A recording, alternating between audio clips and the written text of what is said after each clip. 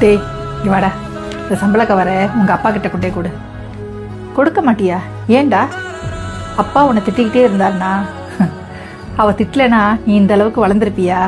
நான் ஒரு உண்மையை சொல்லவா? அம்மா எப்பவுமே எங்க கூட தான் இருப்பாங்க, ஆனா அப்பா எப்ப பார்த்தாலும் வேலை வேலைன்னு வெளியிலே இருப்பாங்க அப்படின்னு நீ சொல்றியே, அவர் ஏன் வெளியிலே இருக்காருன்னு ஒரு நிமிஷம் யோசிச்சு பாத்தியா?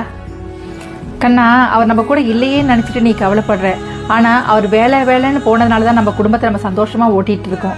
அவர் அன்பு முழுக்க நம்மளை சுத்தி தான்ப்பா இருக்கு. நம்ம சந்தோஷமா இருந்தாதான் அவரோட மனசும் சந்தோஷமா இருக்கும். நம்ம வாழ்க்கை சந்தோஷமா இருக்கணும்னா நல்ல சாப்பாடு வேணும், நல்ல ட்ரெஸ் வேணும், நல்ல படிப்பு வேணும். இதுக்காக தான் அவர் ஒவ்வொரு நாளும் ஓயாம உழைச்சிட்டு இருக்காரு. கண்ணா, அவரோட இடத்துல இருந்து ஒரு நிமிஷம் நீ யோசிச்சு பார்த்திருக்கியா? அவர் நேரத்துக்கு சாப்பிட்றதில்ல, நேரத்துக்கு தூங்குறதில்ல, நம்ம சந்தோஷம் தான் முக்கியம் சொல்லிட்டு ஓடிக்கிட்டே இருக்கிறாரு. அவருக்கு ஒரு நேரம் உடம்பு முடியலனா கூட ரெஸ்ட் எடுக்காம ஓடுறாரு. இன்னைக்கு நீ இந்த நிலைமையில இருக்கிறீன்னா அதுக்கு காரணம்